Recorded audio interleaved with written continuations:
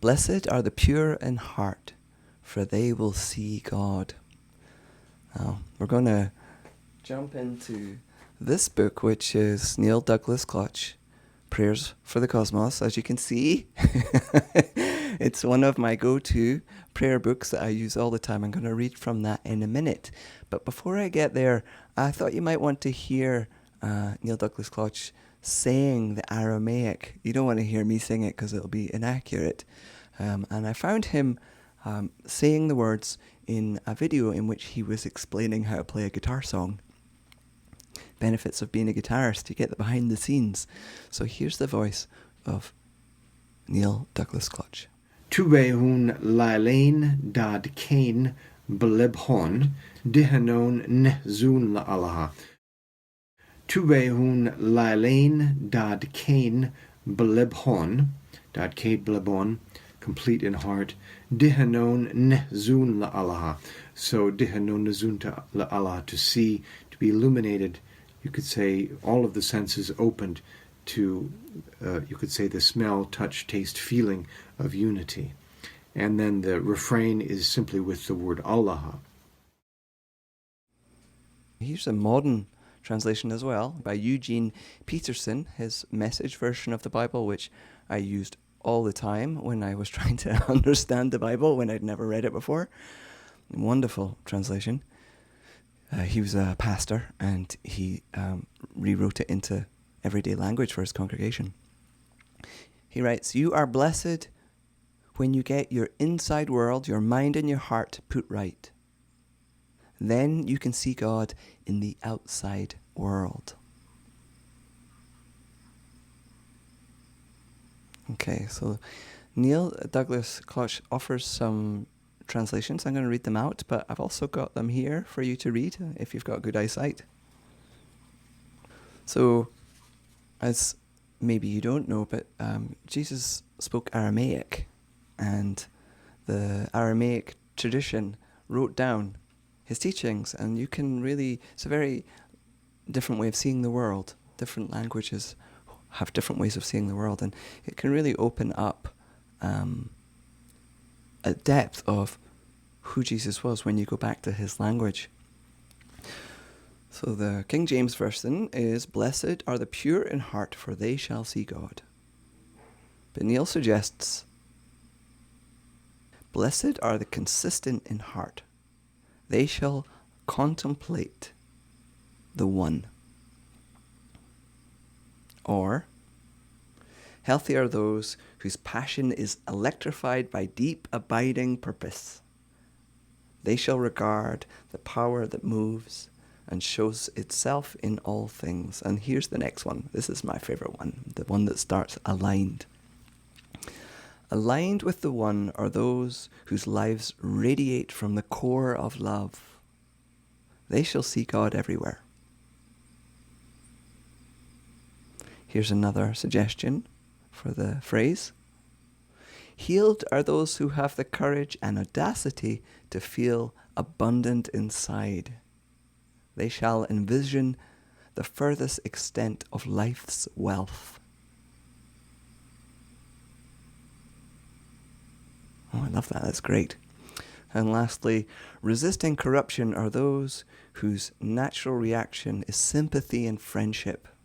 They shall be illumined by a flash of lightning, the source of the soul's movement in all creatures." Oh, I love that. The source of the soul's movement in all creatures. Yes, absolutely.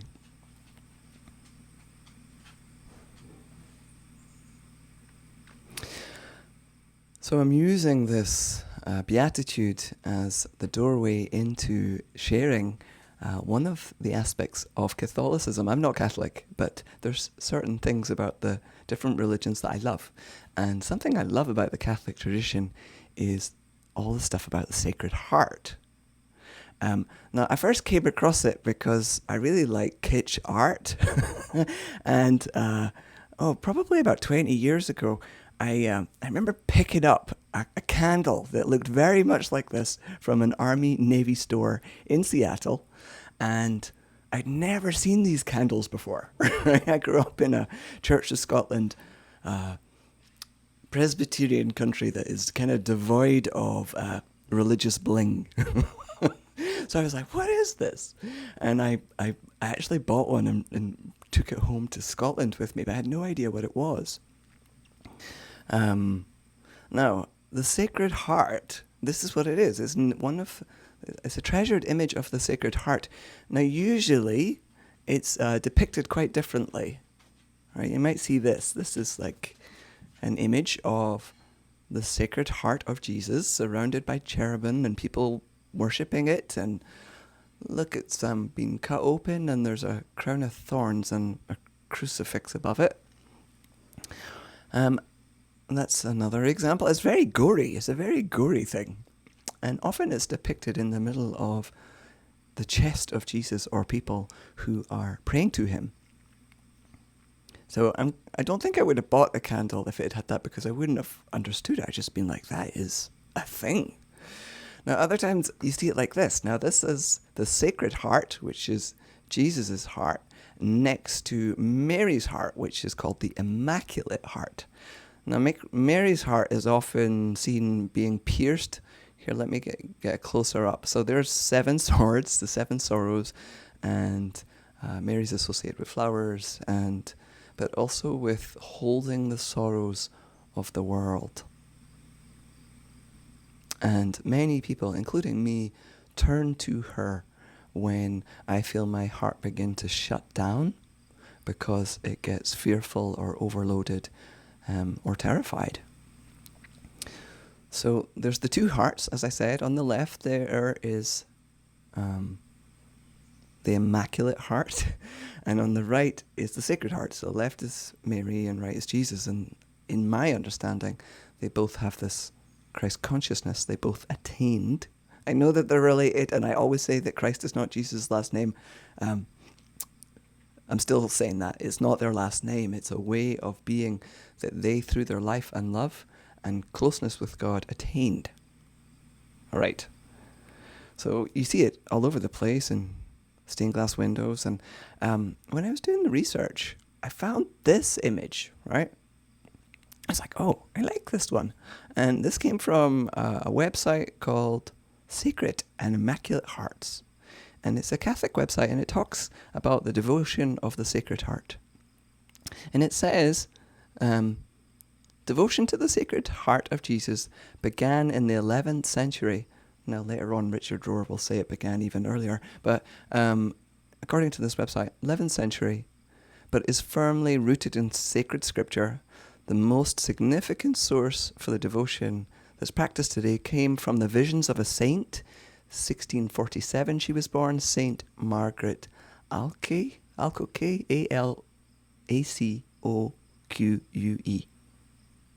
She was a French nun and received apparitions from Jesus.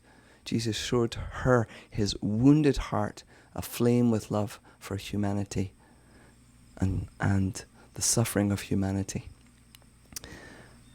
So that is a little bit about the Sacred Heart in art. It was Caroline Myss who was one of the people that helped me begin to understand that what I was doing in my prayer life was part of this Catholic Sacred Heart practice. I didn't know, I was just praying.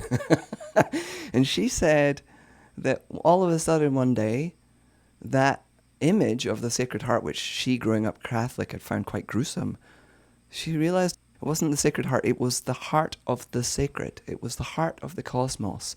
And when I heard her say that, to just changing the words around really was helpful to me. Here is a little bit from Richard Rohr. I'm going to paste the link into the chat for those who are on the chat. Sorry, people on Facebook. But if you Google Sacred Heart and Richard Rohr, you will find this. So he writes, this is quite a long chunk. I thought that he probably knows more about this than I do. So let me read his daily meditation on it that he wrote. Abba Pullman said, "Teach your mouth to say what is in your heart." And many of the Desert Fathers and Mothers have described prayer as bringing your thinking down into your heart. He writes, "It often seemed like soft piety to me until someone taught me how to do it, and I learned the immense benefits of this prayer of the heart." Now, as a Catholic, I was often puzzled by the continued return to the heart imagery among our saints and in our art. The Sacred Heart of Jesus and the Immaculate Heart of Mary were both pointing to a blazing heart. And these images are known by Catholics worldwide. But I often wonder what people actually do with these images. Are they merely sentimental? Are they objects of worship or objects of transformation? Such images keep recurring because they must have something important, good, and perhaps necessary to teach the soul. And he asks what might that be? So many have described prayer as bringing your thinking down into your heart. So next time a resentment, negativity, or irritation comes into your mind and you're tempted to play it out or act on it, instead move that thought or person into your heart space, literally. Then surround this negativity with silence, which is much easier to do in the heart. And you're pumping blood, which will often feel like warm coals. In this place, it is almost impossible to comment, judge, create storylines, or remain antagonistic. You're in a place that does not create or feed on contraries, but is the natural organ of life, embodiment, and love. Love lives and thrives in the heart space. This practice has kept me, he writes, from wanting to hurt people who have hurt me. It keeps me from being obsessive, repetitive, or compulsive in my head games. It can make the difference between being happy and being miserable and negative.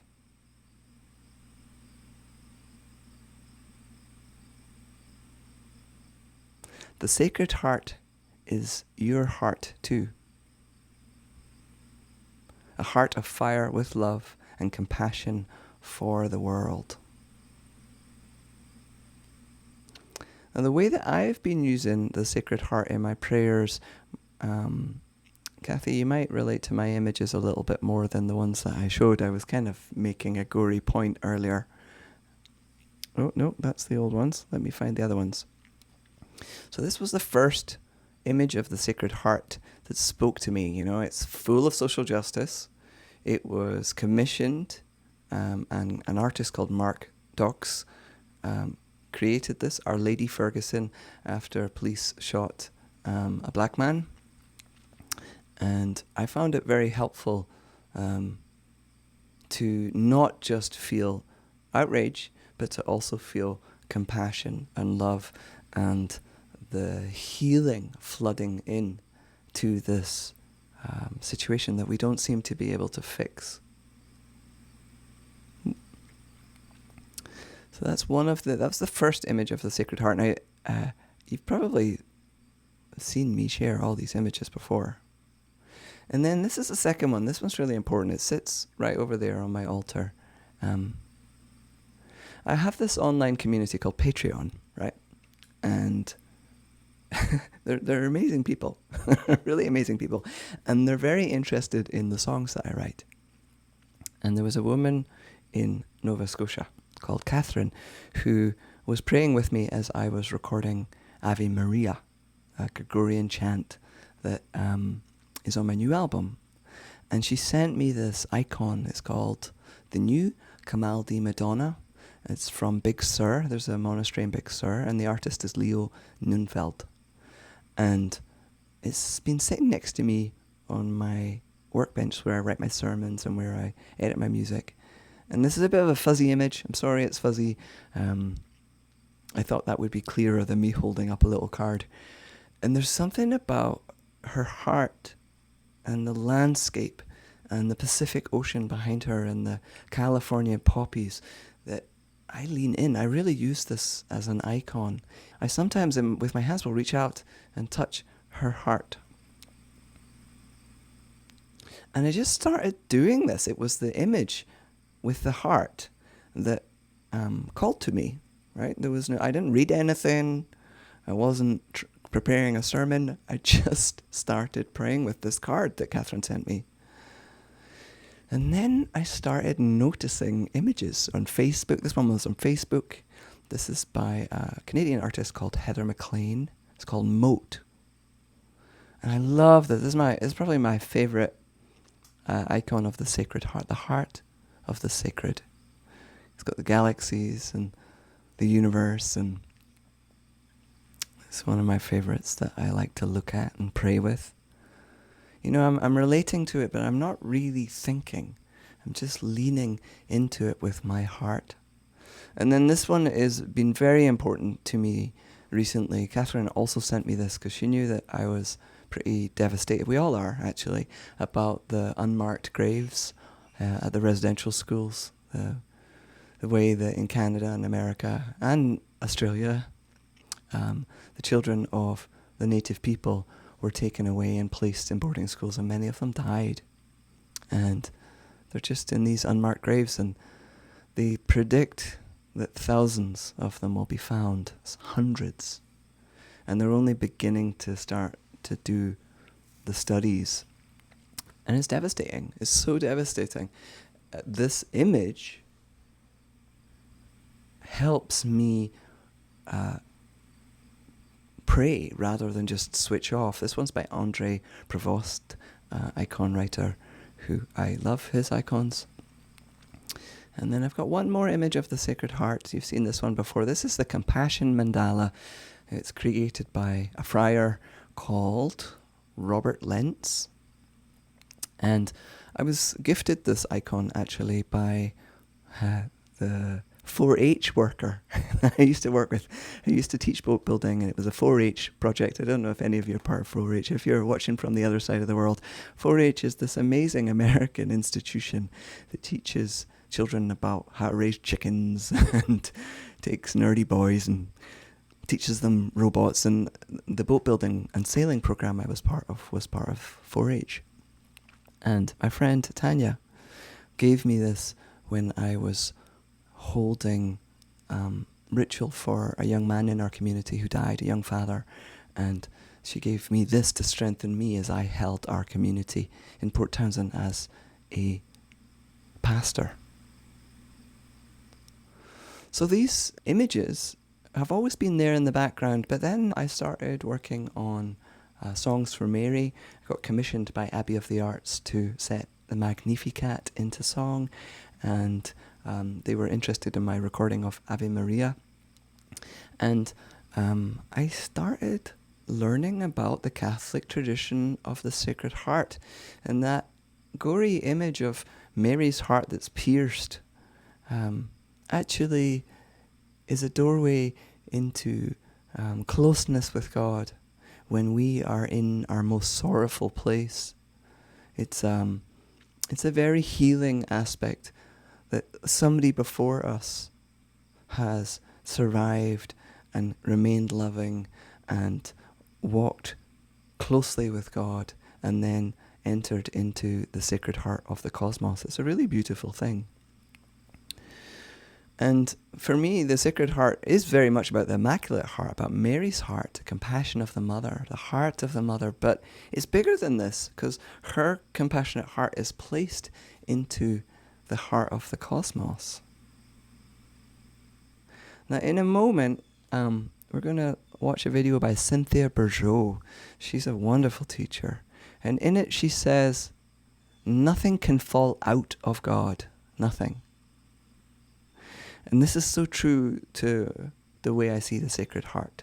That we are never outside of God. We move and eat and breathe and sleep and have our entire being inside God. But we can shut ourselves off from that life force, and we can shut ourselves out from each other. And we do this because sometimes life is more difficult than we can handle. And the practice of the Sacred Heart can really help us strengthen and remain present and remain open when the world is unbearably full. And usually that unbearableness is either fear or suffering. So here's Cynthia Bourgeault, and I was very touched by the things that she said.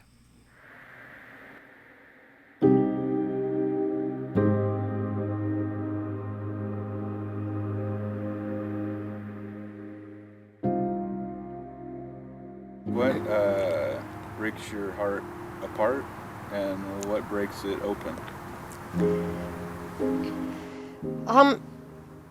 I think for me personally, what breaks it open is being in the presence of great beauty and of people who, in the face of almost unbearable odds against them, don't react with violence, but hold a ground of dignity. You know, what breaks my heart open is just witnesses like many years ago that the Amish families who found their children were mercilessly gunned down at school, and rather than going to blame and recrimination, they stand not disguising or repressing, but allowing that heart to be broken wide open without resorting to bitterness. Isn't that weakness? That's not No, that's what I call Eucharistic love. Because the heart that's broken open without resorting to bitterness is the heart of God reaching out to the world. And it's a sacred communion. So that's what touches me. And I guess you'd say that what breaks it apart is what then breaks it open. To watch the suffering, the number of lives that seem to end feeling like they're boxed in every direction, that the system is against you, and it is. To see the wanton violence, to see the crushing out of hope in people by situations that are simply done by cruelty and carelessness. So that wonderful possibility that it exists in each one of us to be a transparent mirror of the divine will to take form, that gets crushed. And you watch it get covered over with a hard edge. And it seems to happen to all of us in some ways as part of putting on the armor that we have to get through life. But that would mean that the breaking the heart open is what goes in the opposite direction of that, where with the danger still raging out there, we take the armor off, knowing that something will hold us, and whether we live or die, we are the Lord's. Nothing can fall out of God, nothing.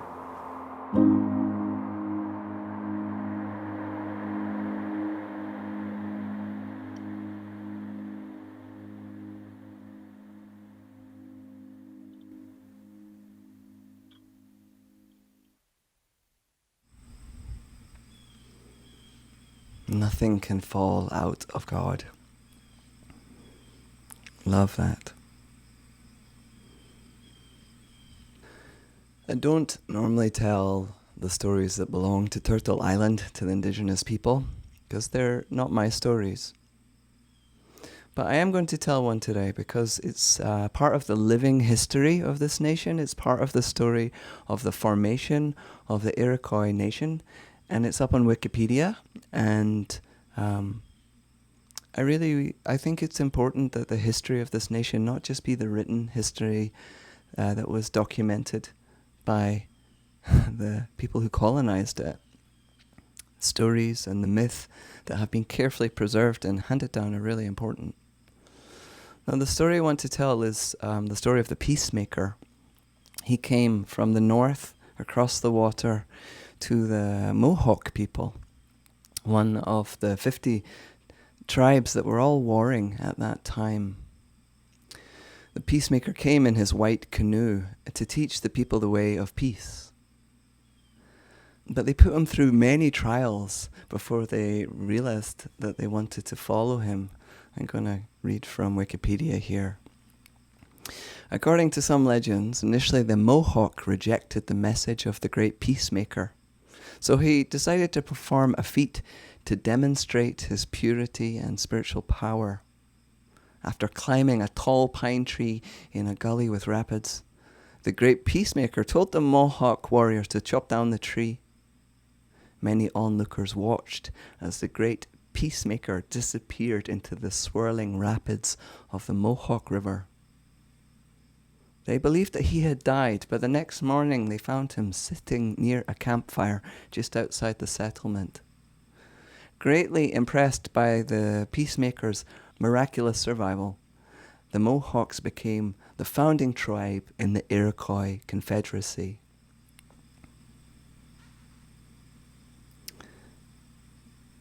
Now, one time I got to do a little bit of ceremony with some Mohawk chiefs, and I don't have very many moments like this, and I'm so grateful that I got to sit at the foot of this elder and hear him tell this story. But he told me a section of this story that I actually learned as a child in Scotland. And he told me that the way of peace, the Peacemaker, was not able to be successful without the help of Hiawatha.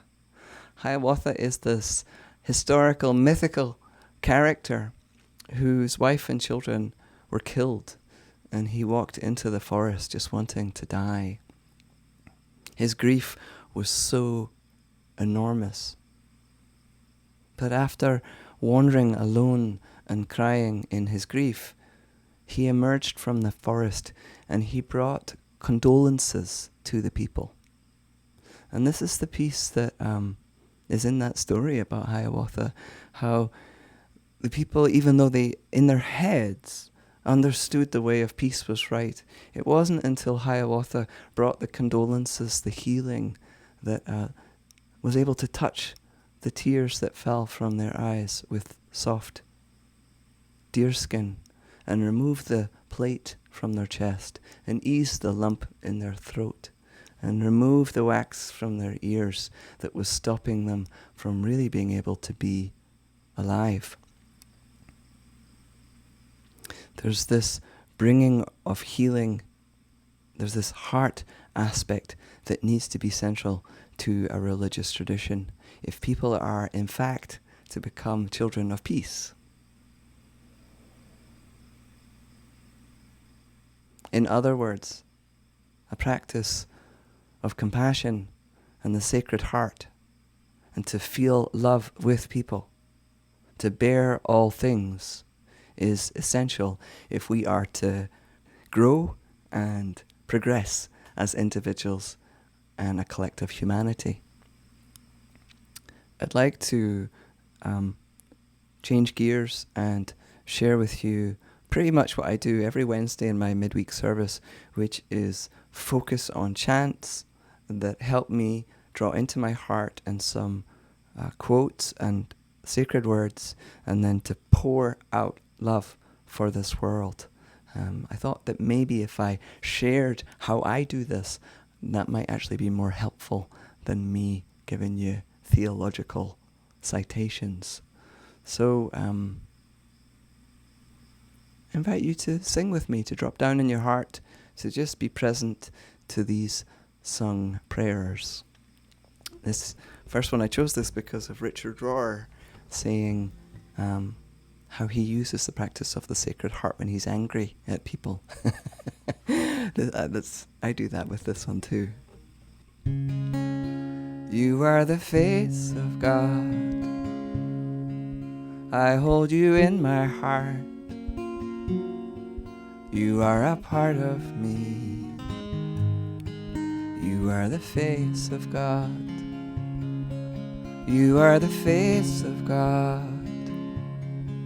I hold you in my heart. You are a part of me. You are the face of God.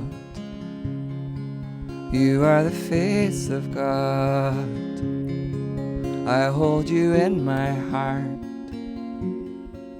You are a part of me.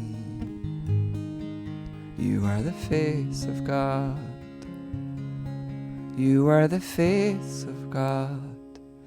I hold you in my heart. You are a part of me. You are the face of God.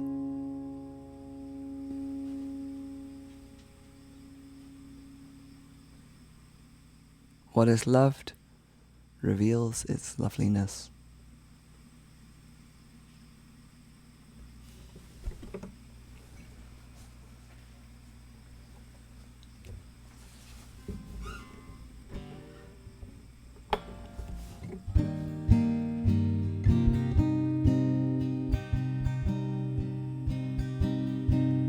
I'm gonna look twice at you.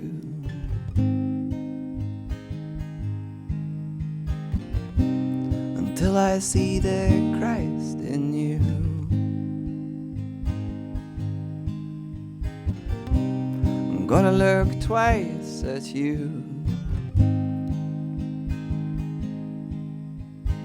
Until I see the Christ in you.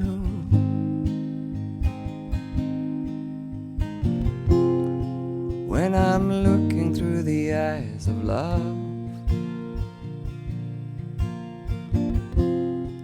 When I'm looking through the eyes of love.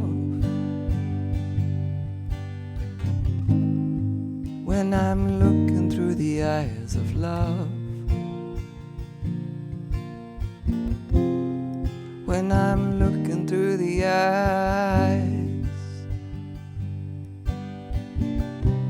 I'm gonna look twice at you.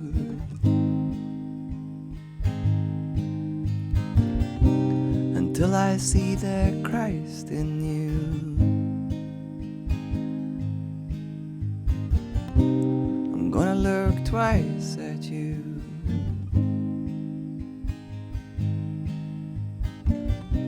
Until I see the Christ in you.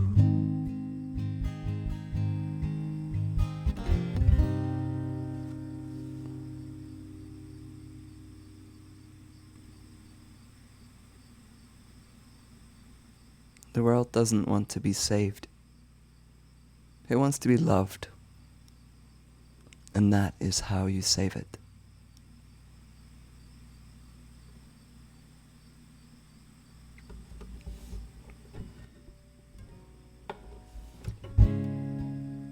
The heart is not a holding place. My heart is not a holding place.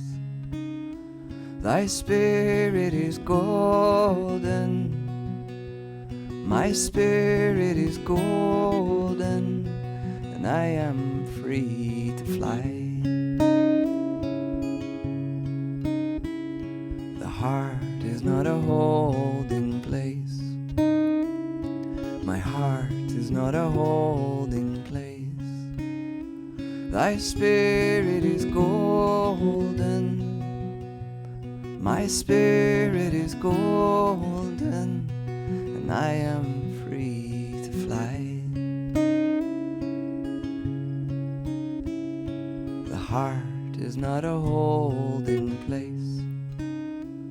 My heart is not a holding place. Thy spirit is golden.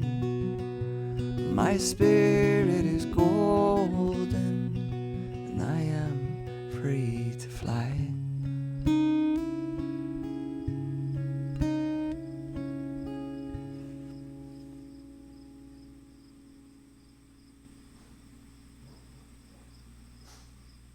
When we open our eyes to what is happening, even when it breaks our hearts, we discover our true size. For our heart, when it breaks open, can hold the whole universe. We discover how speaking the truth of our anguish for the world brings down the walls between us, drawing us into deep solidarity.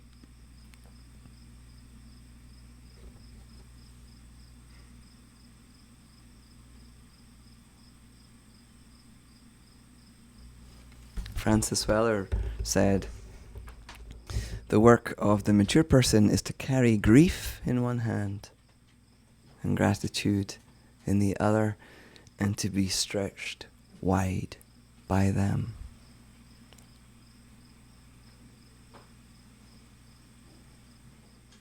So open your heart to compassion, the joys and sorrows of this world.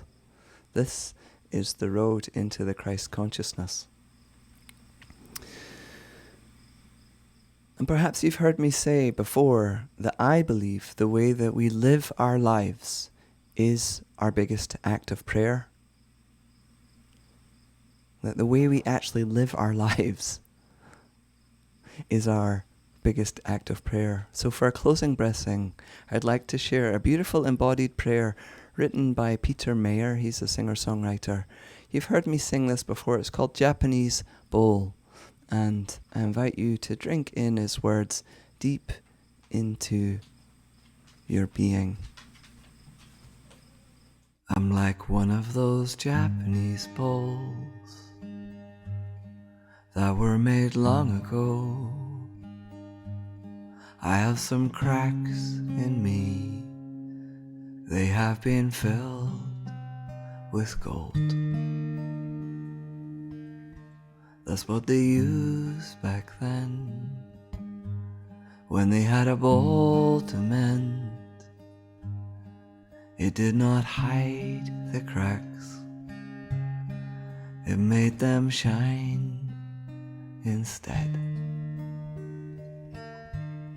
So now every old scar shows from every time I broke, and anyone's eyes can see I'm not what I used to be.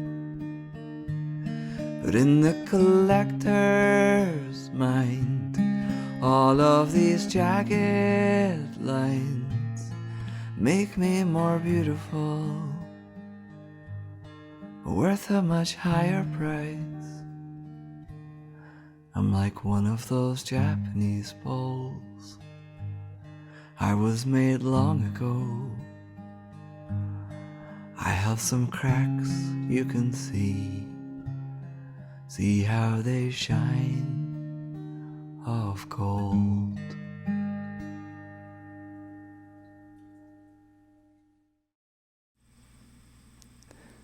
Amen.